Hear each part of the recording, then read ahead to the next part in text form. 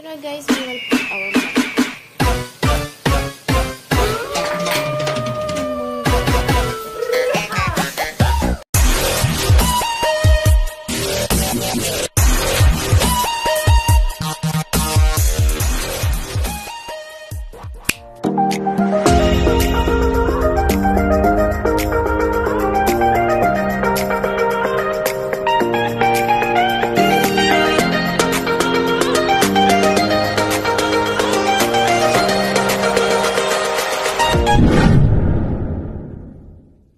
Hello guys, good morning, good afternoon, good evening to all of you. Welcome to my small YouTube channel again. So today guys, magbababad tayo ng we will soak monggos guys para bukas lulutuin natin. Ito yung recipe natin. Bababad ko muna yan para bukas ang ating recipe. Lagyan natin ng alugbati. So, para bukas ko. Ayan na guys, bababad natin yung ating monggos. So, para bukas ang ating recipe for tomorrow. Babad natin. So, see you tomorrow guys. Ito yung lulutuin ko bukas. Ito na yung monggos natin guys. Lalagain muna natin ang ating monggos. Yung binabad kong monggos. So, hello guys. Good morning, good afternoon, good evening. So, gugulay na naman ako guys ng munggo. May munggo tayo dyan guys. So, wala tayong gata. So, gigisahin lang natin yung munggo. So, before mag-start tayo is ilalaga muna natin yung ating munggo para magiging soft siya, malambot. So, bago tayo mag-gisa sa kanya. So, yun na nga guys, may kamatis tayo dito, bombay at saka alugbati. Masarap kasi pag ang munggos may alugbati, lalo na pag may sahog na tuyo, pero wala tayong tuyo guys. So, yun lang muna ang munggo natin at saka alugbati. Lagyan lang natin ng mga konting ingredients sa ngayon. So, wala tayong masyado ingredients sa gulay. Basta gulay is masarap.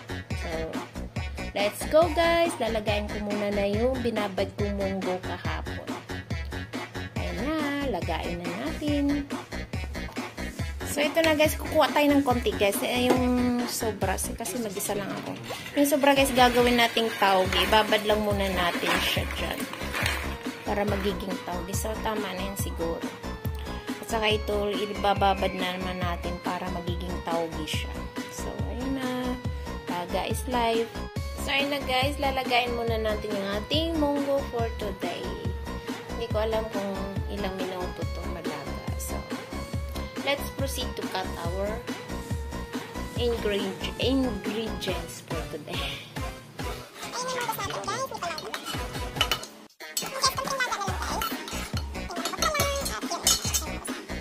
So, ito naman yung mga ilalagay natin na may sangkap guys, ang ating onion, ang ating tomato, and ating important na alugbati at saka yung mga ganyan.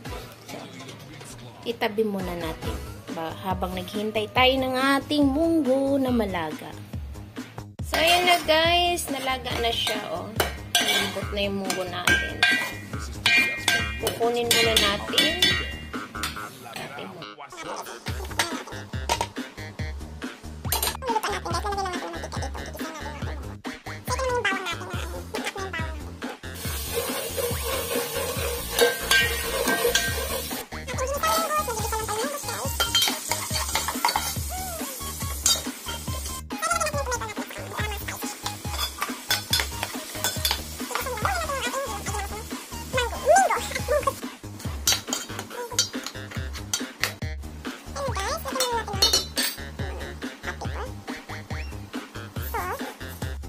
Salt little bit.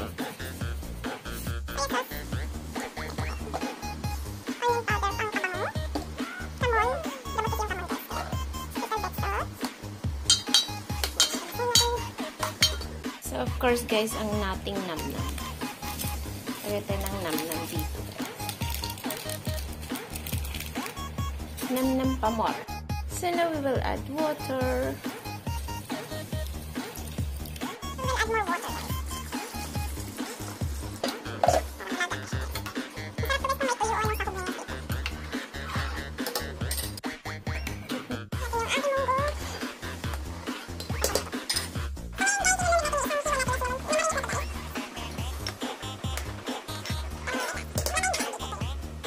check natin yung ating yun na yung isda natin guys. Baka hindi pa niluto. So, lagain muna natin. Check na natin baka luto na yung isda natin. Luto na yung isda natin guys. Luto na yung isda natin guys.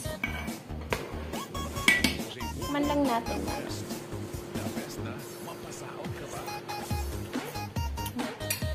Masarap naman, sarap yung ulam ko for today. Kahit isang isda lang yung sahog guys, masarap siya. So ayun guys, ilalagay na natin yung ating alugbati sa ating munggos ngayon. Ayun na yung munggos natin guys. Mahilig lang po ako magkuti-kuti sa kusina, kaya mahilig akong magluto. Takpan lang muna natin guys, but then i-check natin mamaya-maya. Okay? So, ayan na po guys. Takpan muna natin guys. Maya-maya balikan natin after 5 minutes. Okay? We will see what you want. Ayun na guys. Luto na yan guys. Ang ating half cook lang yan.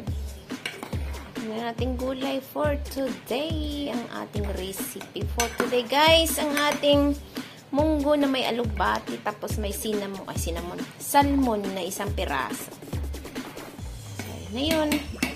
Luto na po siya guys. Pwede nang kainin. So, mahilig lang ako magluto-luto. Sarap. Thank you guys for always watching my video. Hope you learned something how I cook my simply recipe for my own recipe guys. So, hindi po ako gumagaya-gaya. Ang akin po ay ang akin lang recipe. Ang niluluto ko by my own. So, ngayon ang ating alugbati at saka munggos ay luto na. Pwede na po kayong kumain dito sa aming bahay. At mananghalian na maghapunan na. Dala lang po kayo ng mga iinumin nyo. So, thank you guys. Ito po yung kanin natin. Yung isang araw po yung kanin. Hindi ako nagluto ng kanin. So, yan na. So, kainan na guys. Let's go! Bye-bye for all of you. Thank you so much for always watching my videos. God bless everyone and keep safe. Mabuhay po tayong lahat. And thank you so much to all my subscribers, to all my new subscribers, the 7K subscribers out there. Thank you so much, and to all my viewers. God bless everyone. Thank you and bye-bye.